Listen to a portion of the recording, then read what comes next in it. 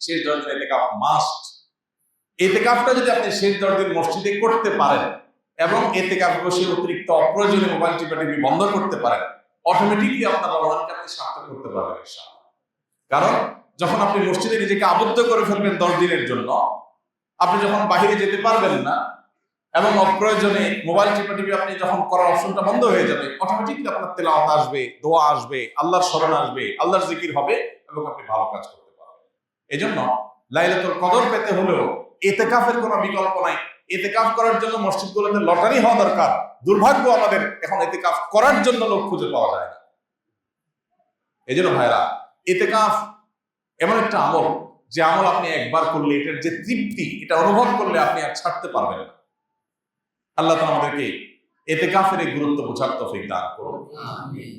ইতিকাফ এমন আমল যে নবী করিম সাল্লাল্লাহু আলাইহি সাল্লাম রমজান মাস যখনই রমজানের রোজা ফরজ হয়েছে দ্বিতীয় হিজরিতে, তখন থেকে তার ওফাত দশম হিজরিতে হয়েছে। এই 8 বছরের দীর্ঘ সময়ে কোনো দিন, কোনো রমজানে তিনি ইতিকাফ ছাড়েন নাই। প্রত্যেক রমজানে প্রতি বছর তিনি ইতিকাফ করেছেন। যে আমল প্রিয় নবীজি একটি রমজানে একটি বছরও ছাড়েন নাই, সেটা আপনি জীবনে 1 বছরও করেন নাই। বেশিরভাগ মুসল্লিদের অবস্থা।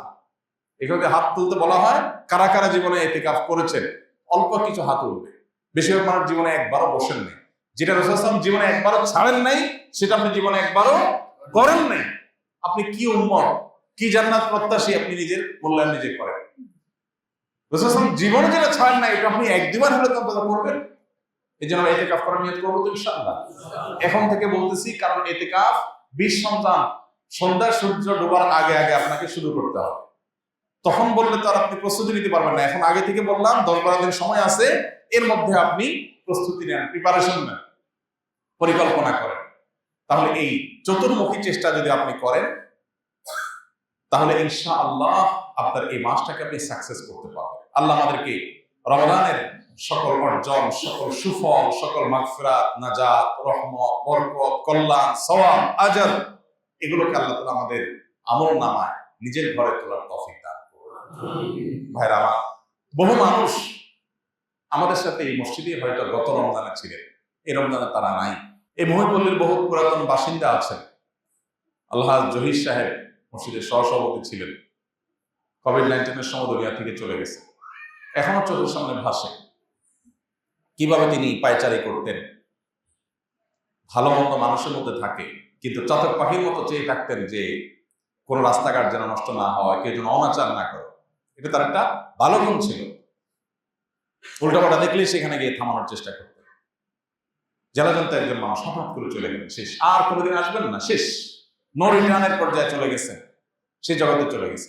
আর অনেকে আমাদের ছিলেন এখানে, যাদের জানাজা আমরা পড়েছি গত 1 বছরের মধ্যে, তারা আর আসবেন না। আমরা এখানে যারা বসে আছি এখন, আমি কিংবা আপনি, হয়তোবা সামনের রমজানের আগে আগে দুনিয়া থেকে আমরা চলে যাবো। সামনের রমজানে হয়তো এই মসজিদ থাকবে, আমরা অনেকে এখান থেকে আমাদেরকে তুলে নেওয়া হবে, শেষ।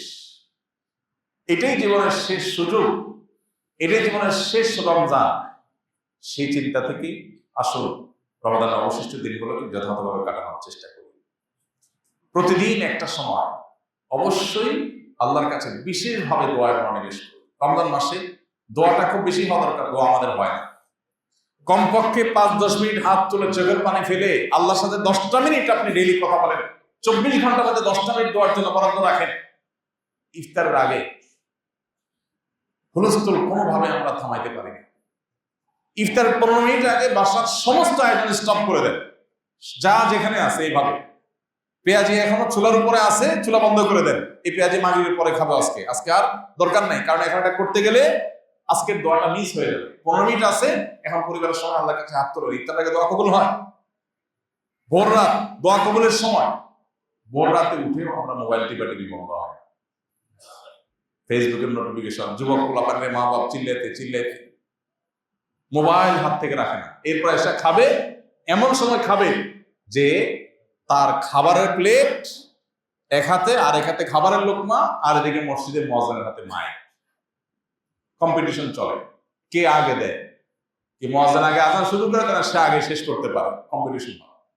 এটা কি সাহারি না তামাশা? শেষ সময় সাহারি করতে বলা হয়েছে, এর মানে এই না যে লাস্ট মিনিট পর্যন্ত আপনি খাবেন। নবী করিম সাল্লাল্লাহু আলাইহি ওয়াসাল্লাম সাহরি খেয়ে শেষ করে ফজর নামাজ শুরু করতেন, মাঝখানে 50 আয়াত তেলাওয়াতের মতো আনুমানিক 10 মিনিট সময় গ্যাপ থাকতো। তাহলে শেষের দিকে সাহরিতে শেষে করেন আর আগে করেন, ভোর রাতে যখন উঠেন একটু দোয়া, এটা যদি আপনি করেন ইনশাআল্লাহ বিদিল্লাহ রমজানটা আপনার কাছে প্রাণবন্ত হবে, উপভোগ্য হবে। আপনি রমজানকে ফিল করতে পারবেন। 10টা মিনিট করে ডেলি কাতার ব্যবস্থা করার অভ্যাস করেন, পরিবারের সব সদস্যদেরকে নিয়ে বা যার যার মতো করে সবাই দোয়া করেন। চেষ্টা করবো ইনশাআল্লাহ। আল্লাহ আমাদেরকে তৌফিক দান করুন।